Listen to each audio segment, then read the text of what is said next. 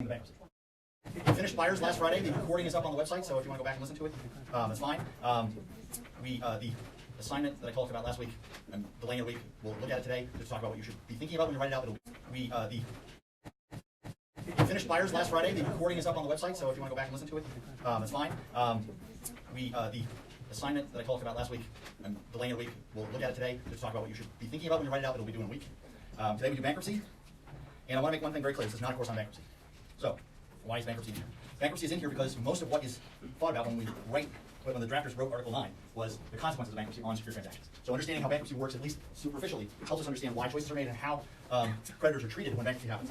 Most cases litigated about Article 9 are bankruptcy cases. They're not state court cases. They're not. Usually there is some litigation, but not much, between secured parties that occurs outside of bankruptcy. Almost always in bankruptcy. Why? Because if the debtor is able to make its payments, there's no need for litigation. And if they can't make their payments, bankruptcy is by far the best way to resolve that. Bankruptcy was created, it's actually in the Constitution, the ability to file bankruptcy, the idea of bankruptcy is a constitutional provision, I think I'm right now. And the idea of getting a debtor a fresh start has been around for a very long time. You get overwhelmed by your debts, we need an orderly system to help people get a fresh start. That's the idea behind bankruptcy, that's why we have it. Secured parties have a preferred status in that system because of their security interests. So lenders that take get a lien on property to secure repayment get paid first. That lien makes them a preferred party. The other creditors, the ones that don't have that preferred status, are called general creditors. So the general creditors often get paid pennies on the dollar, if anything at all. If we're talking about personal bankruptcies, it's very common for there to be a no-asset bankruptcy. Individual debtors, when they file bankruptcy, often don't have anything of value that's subject to a security interest, and they have no money to pay their debts anyway. So it's a no-asset bankruptcy, and they're just going for the discharge.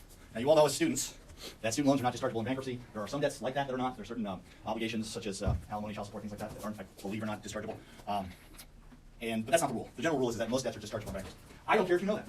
I don't care that you know what is or what is not dischargeable in bankruptcy. I don't care whether you know the ins and outs of how to file a bankruptcy. It's irrelevant to this class. Okay, so this is in here because we're talking about the interface of Article 9 in bankruptcy. Got a question? Yeah, it's not a student loan. It's a private student loan. It's not backed by a federal. Don't know, not a bankruptcy person. My suspicion is that it is dischargeable because it's not. The loans that are not dischargeable are the ones that are government, either made by the government or insured by the government. When I went to law school, I took out a lot of loans.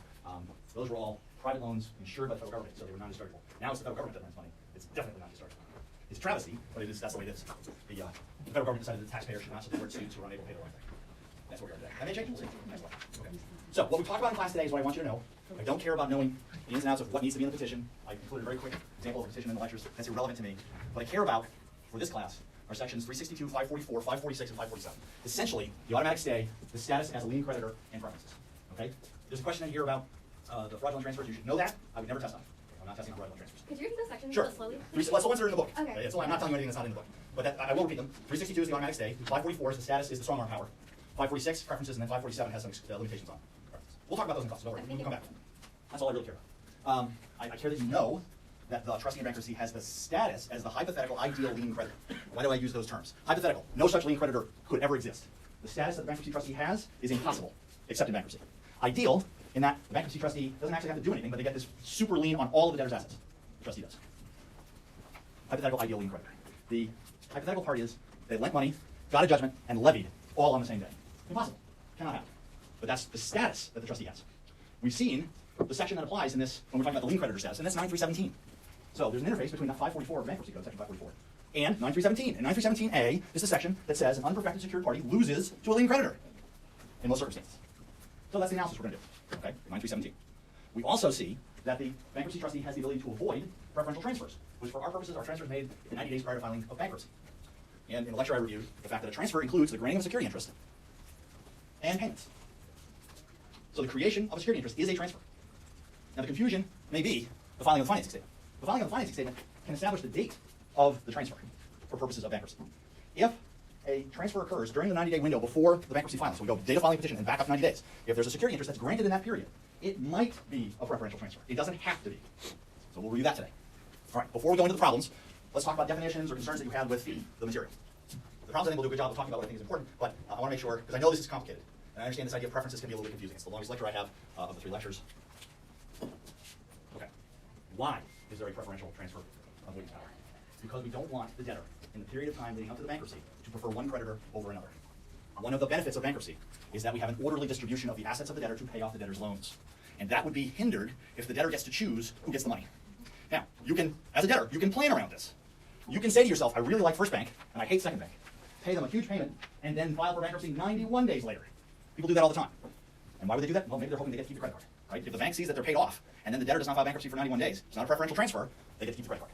Forget it. So you can plan around that date. For our purposes, it's the creation of the security interest that we care about. You are advantaged in the bankruptcy by getting a security interest because you get paid first out of that asset before anybody else gets paid. The trustee is marshaling up, collecting all the assets of the debtor, selling them off, and paying off all the creditors. Pro rata.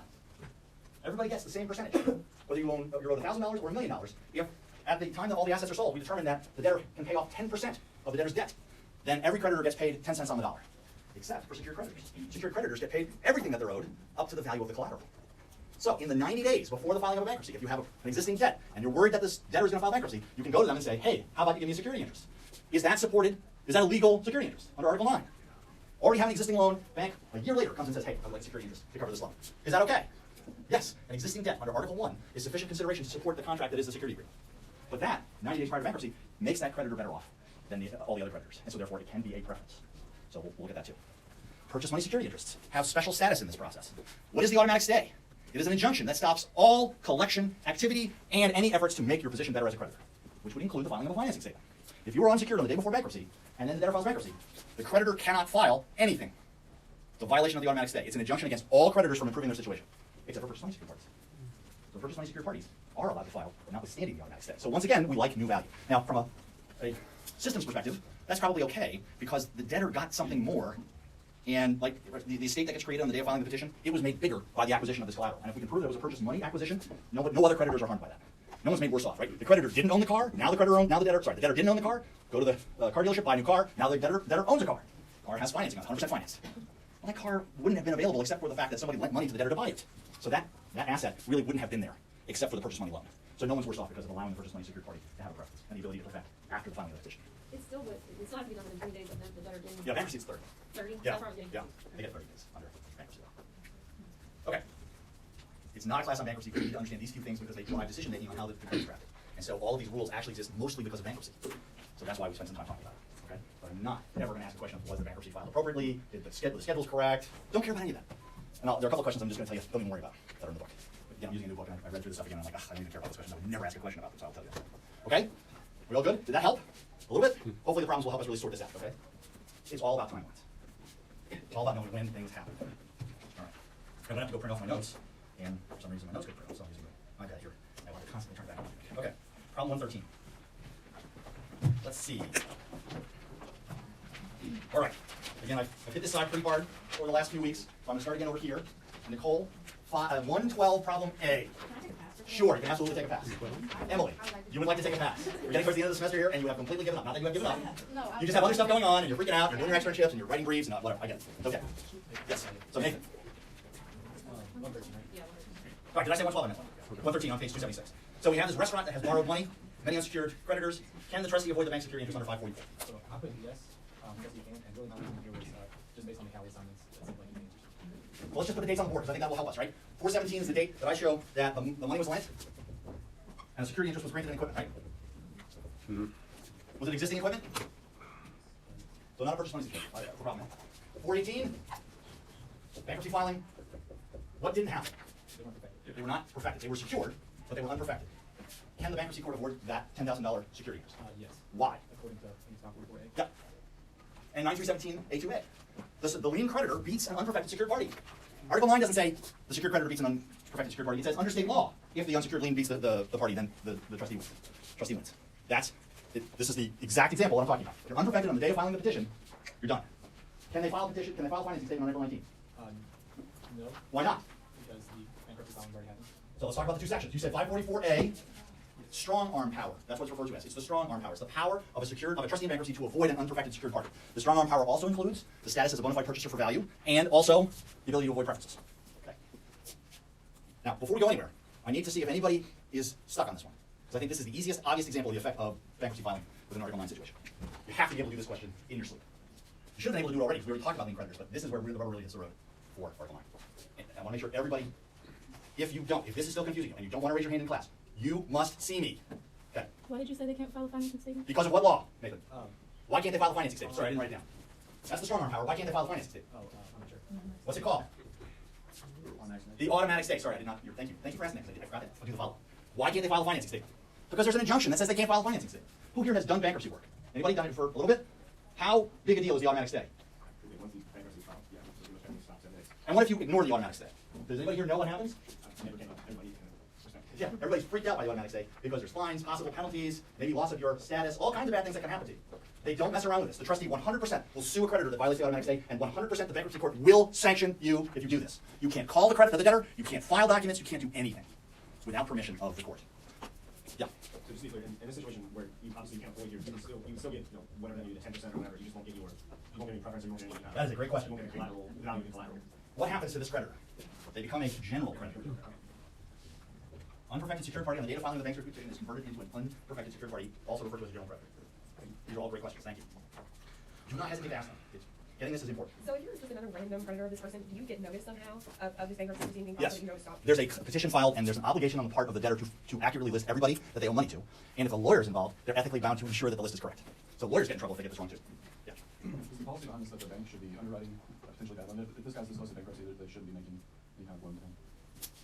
I mean, it seems harsh that it's like he takes up his loan and Yes. they files It's harsh, bankruptcy. I know, but it's also clear. I understand. Yeah. I mean, no bank is confused by this. That's why you pre-file How often does this happen? all the time. We have cases in the book. Billions of dollars lost because people screw this up. It happens all the time. Is an overstatement, obviously.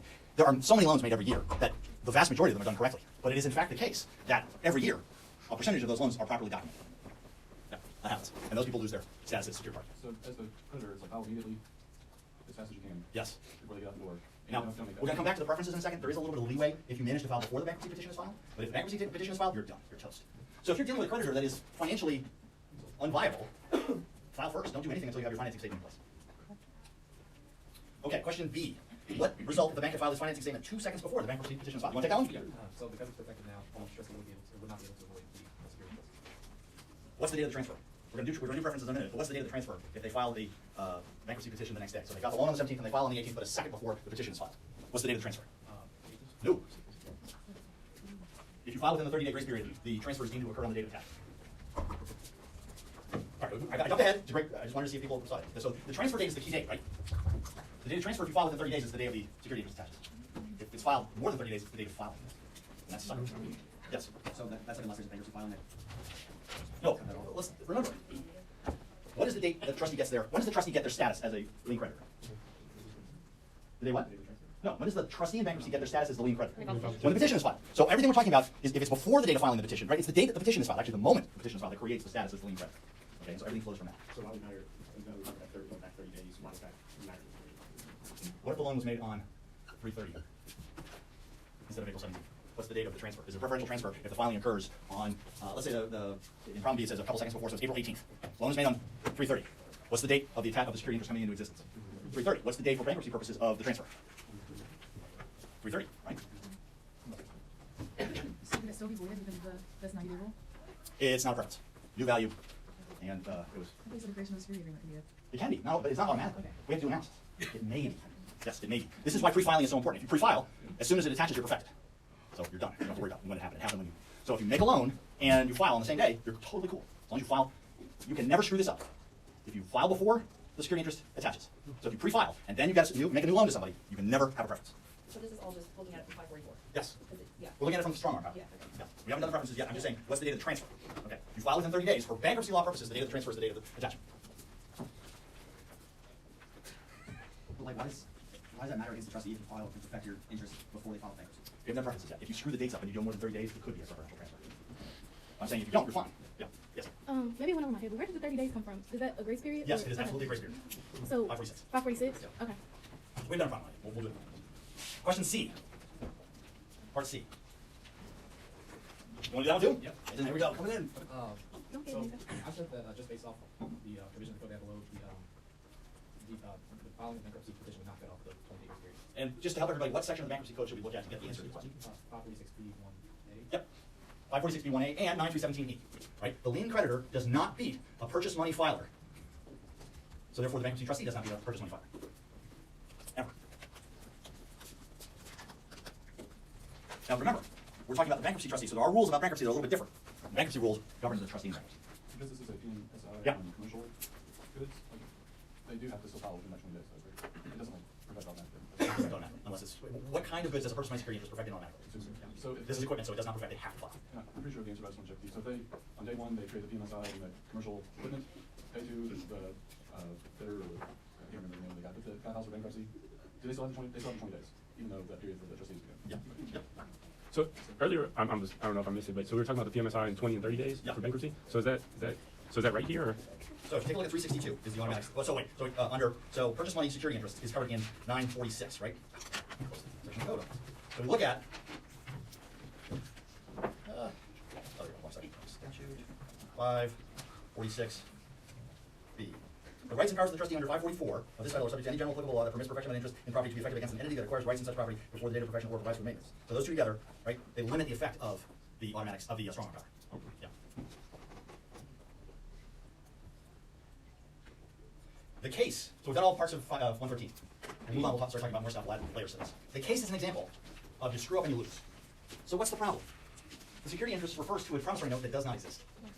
And the bank argues, but under the parole evidence rule and the composite document rule, we're allowed to bring in evidence, right? Because you've got the security agreement that refers to a note that doesn't exist. That's an ambiguity, right? There's supposed to be a security interest, but this note doesn't exist because it's not, there's no December 13th note. If it were a litigation between two secured parties, yeah, all those rules would apply. You could bring that information in. Not against the bankruptcy trustee. No parole evidence allowed. If you're not perfected, it's not, the paperwork is not right, you lose. No one's confused by the existence of this note. Everyone agrees that the December 15th note is the December 13th note on the security agreement. Everyone agrees to that. They still lose. Don't care. That's how bad it is. If you don't do your paperwork right, very unlikely that the court's going to have 1 ounce of sympathy towards the bank. Do your paperwork right, or become a general creditor. That's what the case is referring to. Okay? Everybody good? All right, problem 114. So Ben, why don't we work through it? Let's put the dates up on the board, though, right? So there's an $80,000 loan, right? Yeah. What's the date that that's made? June 8th. Right, so there's an $80,000 loan. And what else do they have? Business corporation gives O&D a security interest worth $100,000 on it. Okay? Because the equipment is inventory. I'm sorry, I wrote inventory, but maybe I had that wrong. It's equipment, yeah, security interest in equipment. And how much they have in equipment? Worth $100,000. Are they over or under secured? Yeah, the debt is more than the amount of collateral. Great. When do they file the financing statement? July 18th. And when's the bankruptcy filed? July 9th. Okay. What's the first question in the book? Can the trustee destroy O&D security position and turn it into a general creditor under the theory of the perfection as a preference? And your answer? I said that it's not, it didn't have to meet all 5 of these criteria to be a preference. Okay. I would say that they weren't insolvent when they gave them a security interest in more than one loan. Okay, but it's the debtor that has to be insolvent, right? Yeah. So just because they have $100,000 in inventory, what if they owe $1 million? Yeah. But that's a good point, right? There's a 5-part test for preference. It's a preference if 5 things. So if they're not insolvent, it's not a preference. But let's say they are. And by the way, there's a presumption in the code that everyone is insolvent 90 days before they file bankruptcy. Is that a good presumption? Yes. I would say so. Right? You don't go, hey, I feel like filing today. I'm loaded, but I'll just file for bankruptcy. With one exception. Don't write this down. Not part of this course. Little transactional tip. Sometimes you make a company you're buying file for bankruptcy so you can solve all of the existing debt issues. Get it all right, orderly disposition of the assets and collateral of the party. You make the target company you're going to buy file for bankruptcy. What does that do? It gets a discharge in all the debts of the company. And then you buy the company debt-free. That is sneaky, and it's done all the time now. It's now a very common practice. If you're buying a company that's a little bit questionable, you're not sure where they are, you put them into bankruptcy and then acquire them. The creditors love it because they get paid, right? They're getting a check because of the bankruptcy. The acquiring company is going to write a check and pay everybody off. But what disappears are all the unknown debts of the company. So potential tort feasors that are out there. You don't know about them. Once the discharge happens, they go away. So you get this company free and clear. So it's an acquisition technique that companies use to protect themselves against acquiring a company that has debts they don't know about. So, don't write that down. Not part of this class. Practice tip for those of you who want to become corporate attorneys. It's not uncommon that this happens. Okay. So assuming they're insolvent, can the bankruptcy trustee use its strong arm power to avoid this transfer? No, because they filed financing statement before the bankruptcy filed. They filed beforehand. Okay, but what? Okay, so let's talk about what is a preference. It's a transfer to a creditor that makes them better off than they were before for the 90-day period. So one part of the test is, are they better off than they would have been if this had been a Chapter 7 liquidation? Would they be better off in this case? Yes. Is this a preferential transfer? Yes. Why? Because they're receiving more than they're running. On this date, are they perfected secured party? Yes. No, here. No. Why? What's missing? If you get a security interest 90 days before the filing of a financing statement, is that a transfer for purposes of the preference rules? Yes. It is. It may not be avoidable, but it is a transfer. Okay? It may not be a preferential transfer, but it is a transfer. It's a transfer of an interest in property. The security interest is a transfer of an interest in property. That you can write down. A security interest is a transfer of an interest in property. Is it a preferential transfer that is avoidable by the bankruptcy trustee? Different question. Okay? What's the date of the transfer? That's when Article 9 says the security interest attaches. When does bankruptcy say the security interest attaches? This is going to drive me crazy. This is why I always burn out. This part, I hate it. What's happening? What's the grace period? They're stuck with the July 18th because they waited more than 30 days. Okay, now, in order for it to be a preference, you have to meet all of those conditions. One of them is it has to be on account of an antecedent debt. Is this a transfer on a day for a debt that already exists? What's the debt that already exists? here's the loan already existing on the day the transfer occurs. Is this transfer of an interest in property on account of a pre-existing loan? Antecedent means existing, right? Old. Can the bankruptcy trustee avoid this? There is the possibility of a 547C1 making a claim that is substantially contemporaneous, and I'm going to tell you, for this class, we're not even going to worry about that, okay? I don't care about that analysis. If you ever become a bankruptcy lawyer, you can worry about it. We're not worrying about it for this class. It's not substantially contemporaneous. But if it was within 30 days, it would be. Well, if it's within 30 days, what happens? What if they file on 6/18? What's the date of the transfer? Did they 6/8? say- okay, that's Was it new money? New value, they got $80,000, they lent a new amount of money to the debtor, got a security interest, that's the transfer of the interest, and it happened all at the same time, not a preferential transfer. Yes, So the 30-day window is to avoid an antecedent status? yes. Yep. It's the grace period. Bankruptcy creates a grace period. Article 9 doesn't. Bankruptcy does. This is a bankruptcy grace period, this is not an Article 9 grace period. 9317E, PIMSI 20-day grace period, that's an Article 9 grace period. The 30-day relation back rule for determining the date of transfer, that's a bankruptcy idea, okay? But what I'm telling you about here is bankruptcy, not Article 9. What was the answer? If ONB had perfected on June 8th, but the debtor made some extraordinary payments to ONB during the 90-day period before the filing of the petition, could the trustee use 547 to make ONB pay the money back? This is the crappiest part of 547. All right? You're paying your bills off. The money you pay to people, the bankruptcy trustee can go and say, I want it back. I'm sorry, can we go back to that? Sure, sure. What was the conclusion? So It's a preferential transfer because it happened outside of the 30-day grace period. The date of the transfer is needed to be the day you file the financing statement. More than 30 days, so you can't relate back to the date of creation of security interest. Therefore, the date of the transfer is the date of filing. Therefore, it's a preferential transfer because the loan already existed on the day that the security interest is deemed to have been transferred. I said that very, very fast. yeah, you That's the New did. Englander, right? So let's start here. For it to be a preferential transfer, it has to be a transfer. So let's start right there. Okay. The creation of a security interest is a transfer of an interest in property. That security interest can be a preferential transfer if the perfection occurs later than 30 days. Why 30 days? Because the bankruptcy code gives a creditor 30 days to get to the Secretary of State's office. Okay? That's the only reason. If they file outside of the grace period, then the bankruptcy code says that's the day the transfer occurred. So now you have 2 dates, July 18th and June 8th. On July 18th, we deem the transfer to have occurred on account of an already existing loan.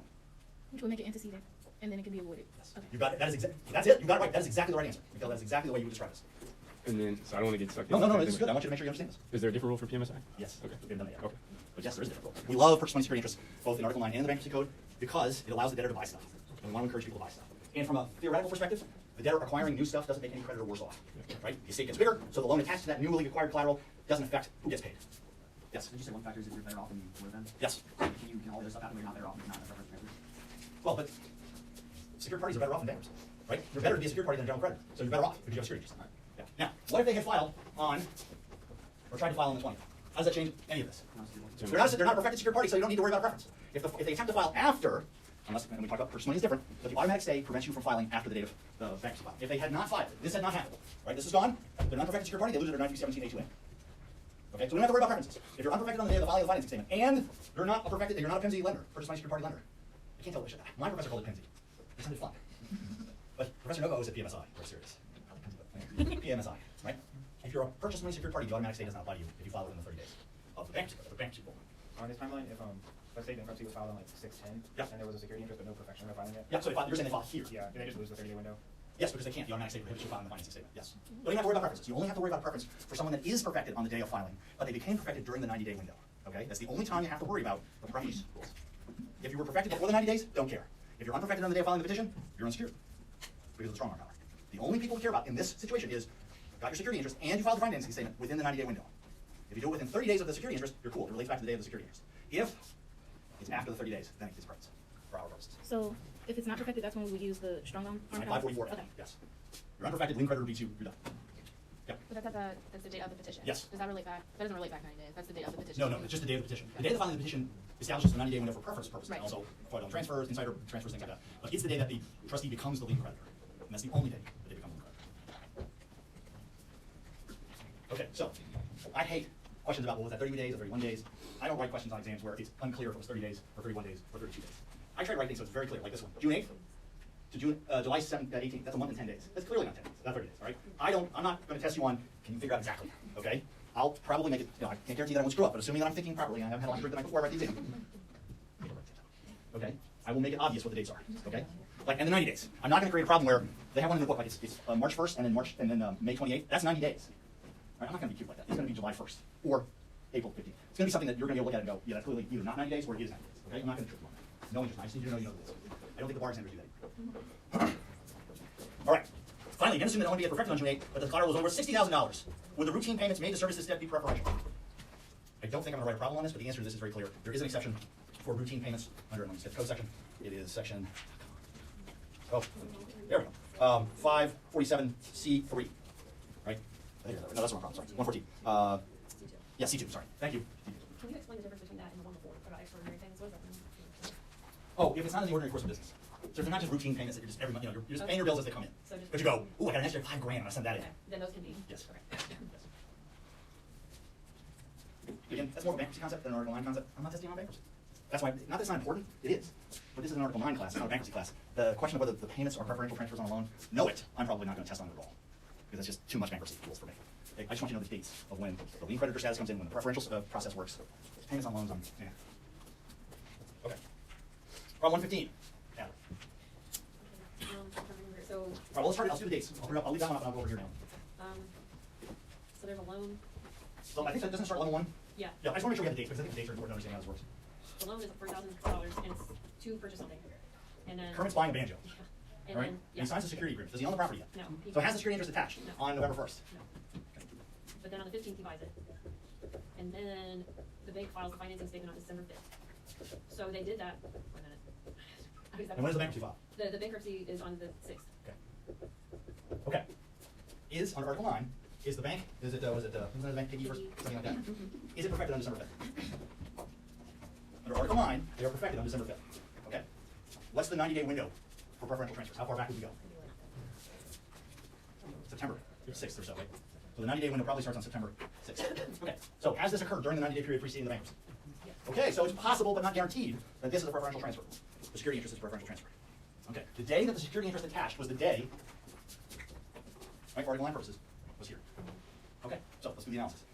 As to whether or not they can. Can the waive- bankruptcy trustee void the creation of the security interest by claiming that it's a preferential transfer? That's the way we would ask So it. I put no, if it's because it's a PMSI. Ah, great, this is the PMSI situation, right? So, yeah, so So what's the day of import, what's the grace period that starts running under bankruptcy law? 30 days, let's see, the trustee may not avoid a transfer that creates an SI property acquired by the debtor that is perfected on or before 30 days after debtor receives possession of the property. 30 days. 30 days has September, April, June, and November. November has 30 days, so therefore 12/15.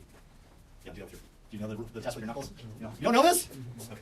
Ask your colleagues if you don't know it. If you don't know the little ditty. So the 30 days from the date of possession would be 12/15. Was it perfected within? Yes. And that's the purchase money security interest preference. Now, do we have to worry about the automatic stay? No. Because the perfection was done before the file. Automatic stay is not an issue. No 362 problem. Okay? Because they filed the financing statement before the bankruptcy file. So we don't have to worry about the automatic stay. All we have to worry about is the preference. Is there a preference? No, because, now, did the filing occur more than 30 days after the security agreement was signed? Right? That's more than 30 days. But we don't care about this. We care about this. We care about possession. So the key for the purchase money security interest is that the day that we have to worry about is the day that the debtor receives possession. Anything else in this problem? Yeah, then it. What if it was just a regular loan? Yeah, a loan with an after acquired, Yeah, after acquired property clause. And do you need the after acquired property clause? No, I don't remember. So what is after acquired property? That it will attach to the security agreement when you get it later? Yes. Up to, yeah. it'll- Not up to anything. Yeah, okay. The after acquired property clause is a clause in the security agreement that says this agreement, the security interest, covers equipment. Well, first of all, Kermit's a performer, so it's equipment to him. It's not a consumer good. It would cover equipment acquired now or any time hereafter.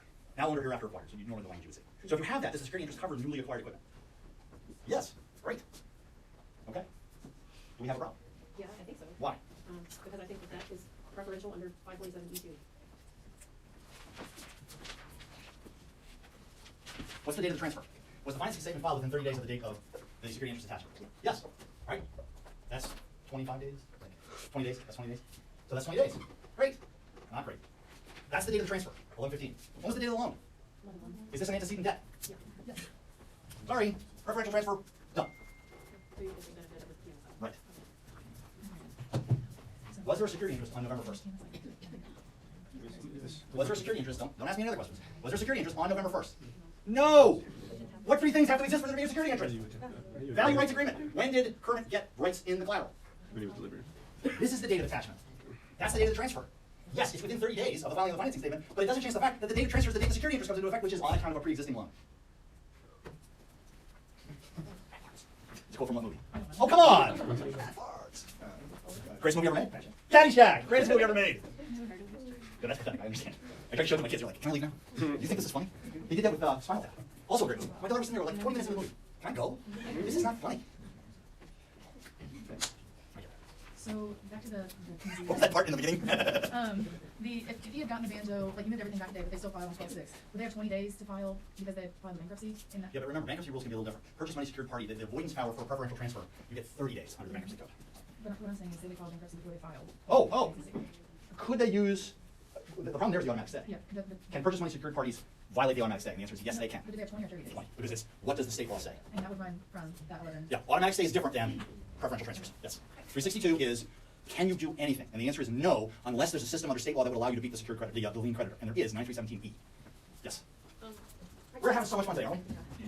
I get the 30 days, I get the difference for the bankruptcy stuff, but like the 20-day PMSI period, did that come into play here at all? No. Like, to get the benefit? Because under 9317, okay, were they perfected on the day of filing the petition? Yeah. So the strong arm power of a lien creditor doesn't apply, right? If you're perfected on the day of filing the petition, you're perfected. So the strong arm power doesn't apply. 9317A2A, the lien creditor does not beat perfected secured parties, period.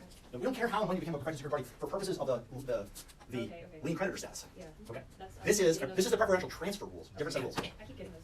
Understood. If you're unperfected on the day of filing the petition, do you lose to the lien creditor? Yes, unless 9317E allows for a filing, and then the stay doesn't apply. And you can file within those 20 days. No. Sure, of course. On this question, Yeah. why is a The preferential transfer, it's not the purchase money transfer is fine. just the purchase money transfer, it wasn't for transfer, but then. Yeah, and the problem is, on November 15th, when the day the security interest attaches, right?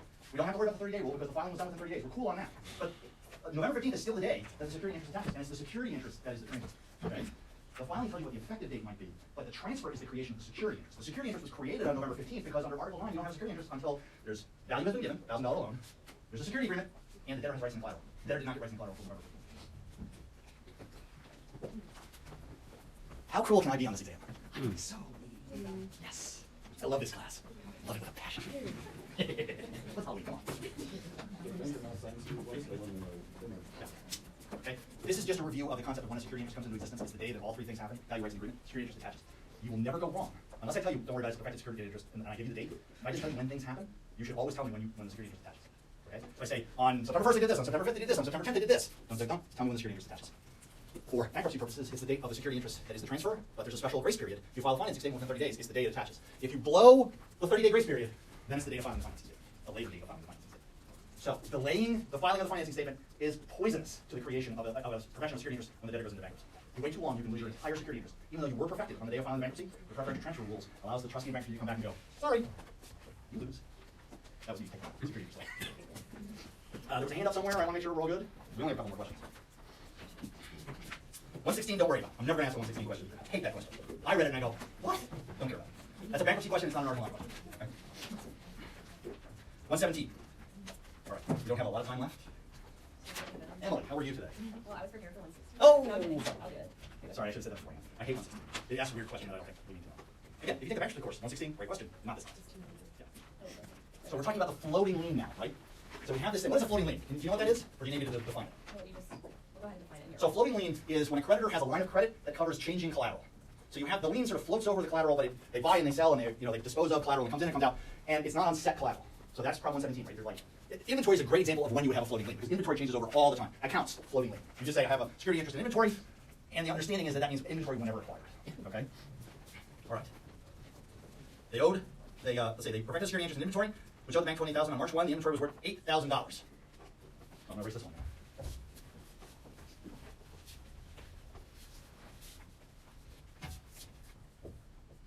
Collateral's worth $8,000. What's the next date? The 28th. Of? Oh, no. You filed for bankruptcy? Yes, how much is it worth then? 20,000. What's the question? What can the trustee do about the bank's claim? So on this day, they owe $20,000, right? That's the amount owed. And they have a floating lien on the inventory, or whatever it is. Are they under or oversecured on March 1st? Yes, they're undersecured. On the day of filing the bankruptcy, so they'll get paid in full. Are they better off? Are they better off on the day of filing the bankruptcy than they were 90 days before that? How much are they better off by? 12,000. Again, this is how you do the math. They're better off by $12,000. So the bankruptcy trustee goes, nope, you don't get access to collateral worth $12,000. You ask two questions. What is the value of the collateral on the day of filing bankruptcy? And what is the value of the collateral on the day 90 days before that? Which number do you pick? Can you repeat that? You ask the question, what is the value of the collateral on the day they file bankruptcy? And what is the value of the collateral 90 days before that? And what number do you pick? The lower one? The lower number. And if the value of the collateral has increased, we don't let the secured party take advantage of it. essentially what has happened is they have this $20,000 debt that hasn't changed, but the debtor acquired $12,000 worth of collateral, not using a loan from them, right? This is not, right, it's the same loan, right? No, nothing has happened. The loan has stayed the same. They haven't lent any money. There's no new money in Proposition 117. So the bankruptcy court says you're only secured up to the amount of the value of the collateral up to 90 days prior. Well, you look at those two numbers and you pick a lower one.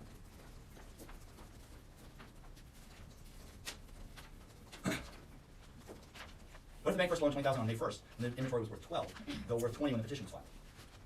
Does that change your answer?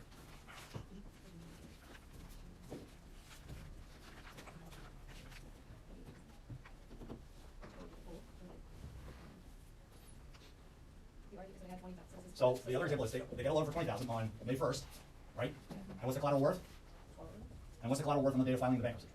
So 528. Are they better off? Are they over or undersecured on May 1st? They're undersecured by $8,000. So what happens is you go 20 minus 12, can't get access to 8,000. Okay? So floating liens, you have to do a little bit of calculation. Now what is the case about? Who has the obligation under the bankruptcy code to prove what the balance is? Trustee in bankruptcy. What was the problem for the trustee in bankruptcy? We're commingling the funds. We Right. weren't entirely sure what payment for the loan, but that was from the proceeds of that inventory. Now, the key, I think, to this case is on the first page of the case, 293. How did the creditor lend money?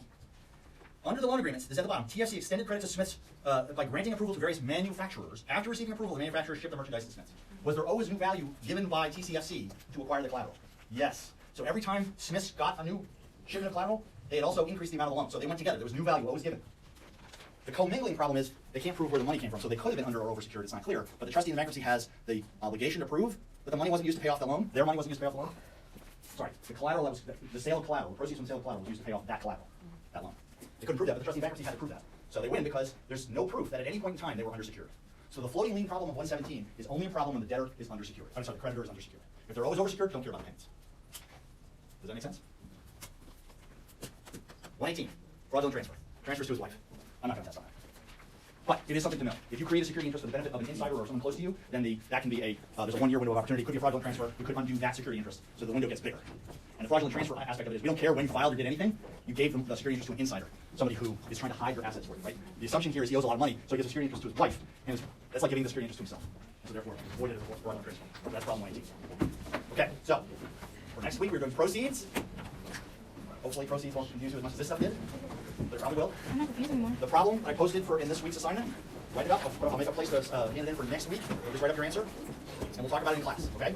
I have also found an old exam with an old grading sheet. I believe I have a grading sheet. And I will post that too, so you can see a couple of questions I've asked in the past about security. Okay? So we're going to frog in the end.